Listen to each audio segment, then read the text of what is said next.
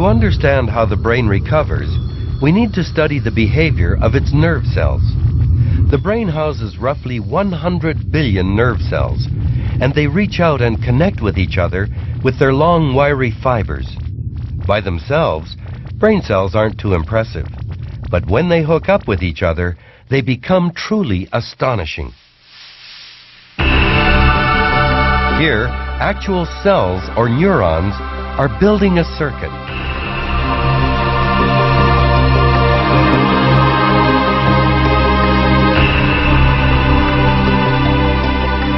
One by one, neurons form connections with each other, creating vast chains of communication networks.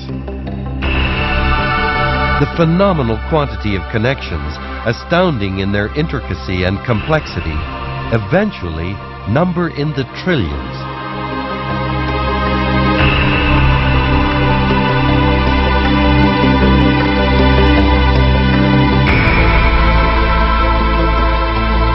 It's these connections that allow neuron-to-neuron communication, the basis of all brain activity.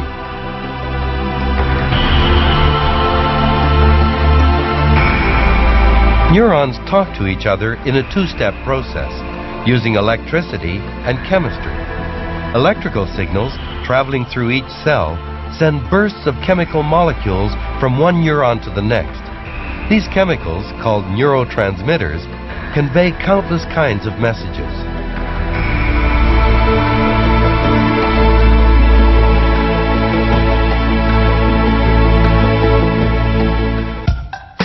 The brain's neural networks extend through the rest of the nervous system in the body. This allows the body to feed the brain a constant stream of information about the surrounding environment. What the body picks up on its right side enters the left side of the brain. The left brain also controls movement of the right side.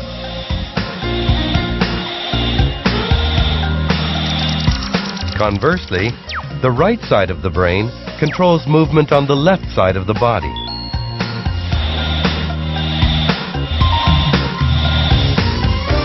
Other sections of the brain are also delegated to certain tasks.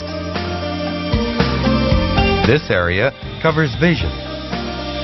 This strip handles touch. This one, movement.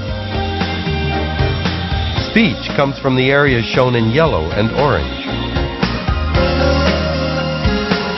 Only the left side of the brain is equipped with the neural networks for language. If a stroke damages the left side of the brain, the patient may lose the ability to speak.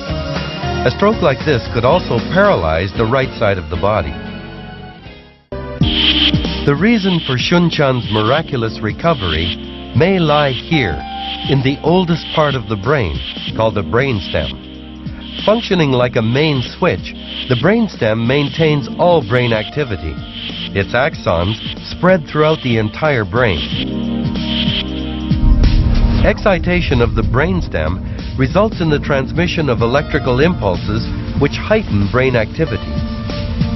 Therapists believe that repetitive exercises like crawling might stimulate the brainstem, thus improving the brain's recovery from trauma.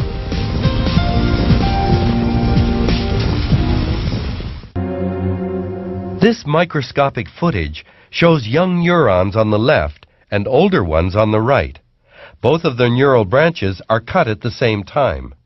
Notice the speed with which the young ones reconnect on the left side. The young brain's ability to rewire itself quickly plays a key role in rehabilitation. When the brain suffers injury, a number of biological events unfold that allow the organ to begin repairing itself. This is a microscopic picture of damaged brain tissue. The holes are created by special cleanup cells that clear away the debris of dead tissue.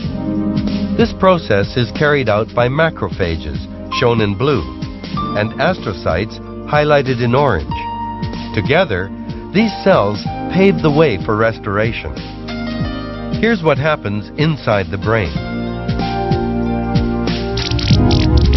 These are normal neurons with electric impulses traveling through them.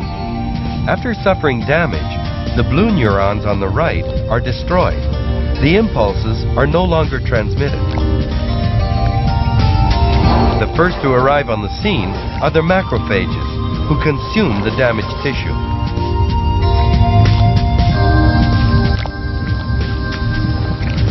When they finish clearing away the debris, they signal the astrocytes. The astrocytes help the cleanup by releasing vast amounts of a substance called nerve growth factor.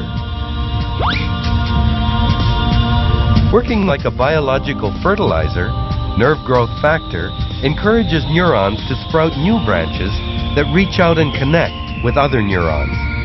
New lines of communication are set up to do what the damaged neurons once did. With the power lines restored, the brain regains some of its functions. Under the microscope, it's possible to see these housekeeping cells at work. These are actual macrophages, the brain's Pac-Man. When the brain is damaged, macrophages increase in number and appetite. After the cells consume the damaged tissue, fluid collects in the empty spaces left behind. The neurons can then extend their branches into these spaces to rebuild networks.